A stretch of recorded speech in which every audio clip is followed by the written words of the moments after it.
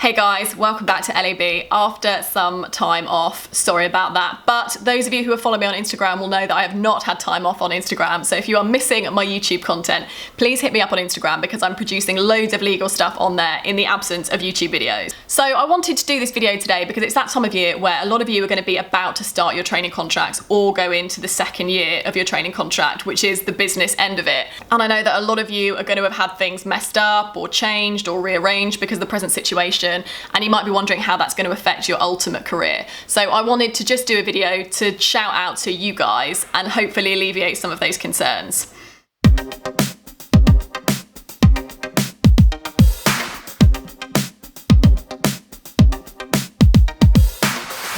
So seat choices can sometimes be a bit of an anticlimax because you think you're going to have ultimate choice over training in any department that particular firm has to offer in that office. And then the reality is that graduate recruitment turn around to you and say, okay, so you've got the choice of these 5 departments, which 4 do you want? Or you haven't got a choice at all, these are the 4 that you're going into.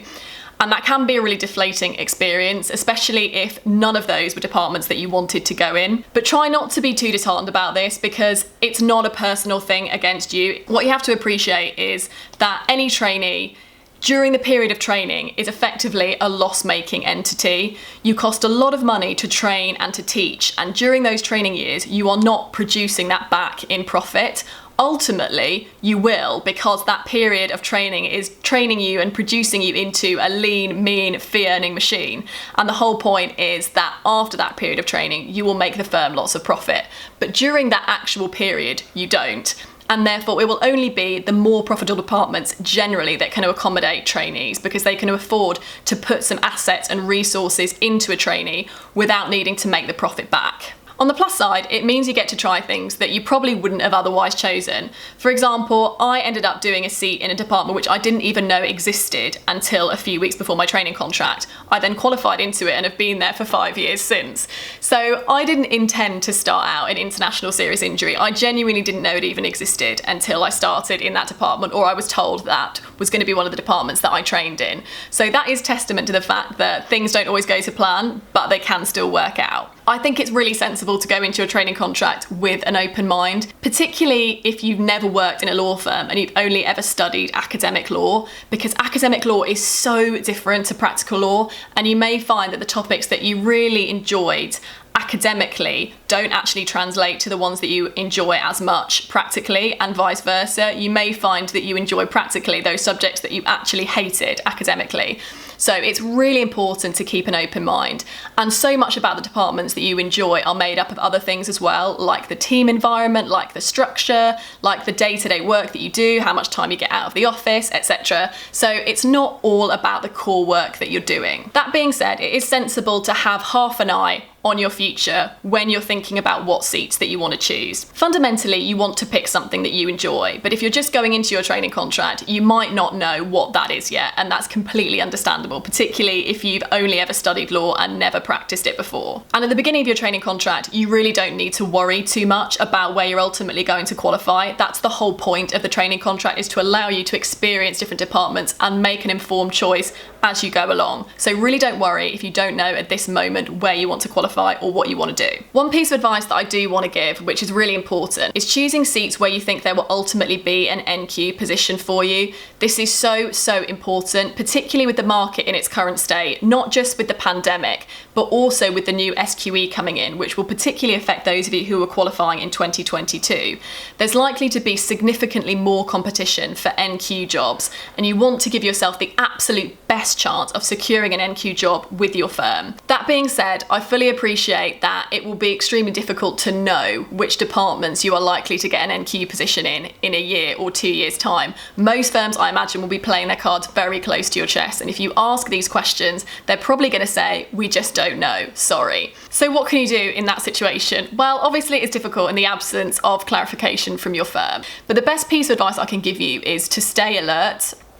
I sound like Boris Johnson.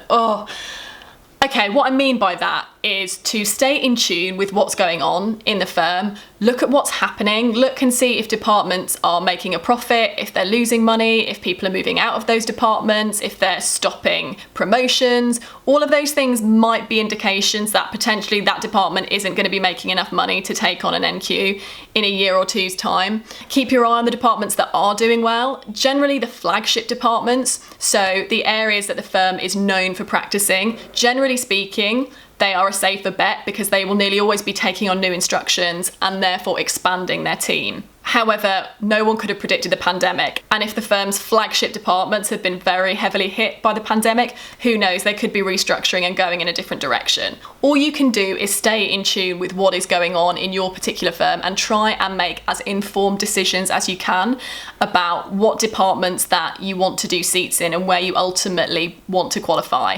And keep asking those questions. Make sure you make it known to the supervisors in those departments, the partners in those departments, that you might want to qualify in that area, and keep doing absolutely everything you can to reinforce that with them.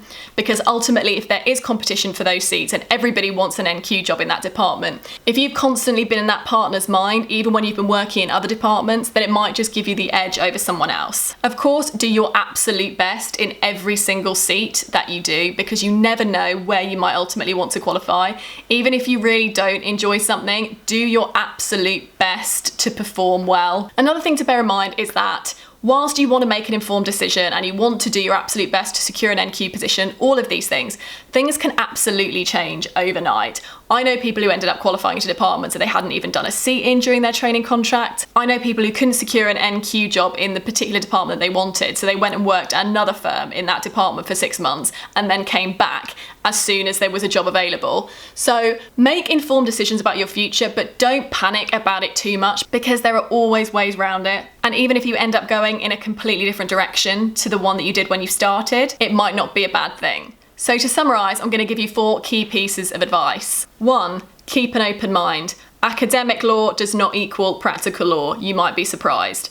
2, choose something that you fundamentally enjoy. This is the most important. There is no point in going somewhere just because you think there's a job opportunity, because if you don't ultimately enjoy it, you're going to end up hating it either way. 3, choose somewhere where you think there will be an NQ position if you possibly can. 4, stay alert and put your absolute all into every single seat that you do. Hopefully that's been helpful and will alleviate some of your concerns and hopefully not concern you more. I would love to say, if you have any questions, please DM me, but my DMs are literally out of control. After Legal Cheek Vac scheme, I had over 500 emails and LinkedIn requests for help, so I am really struggling to get through at the moment. So if you do have questions, please leave a short comment below and I will try to get to it, but please refrain from emailing or LinkedIn DMing me at the moment because it's just a madness. Anyway guys, hope you're doing well. Good luck with your training contracts and I will see you in a few weeks' time. Bye guys.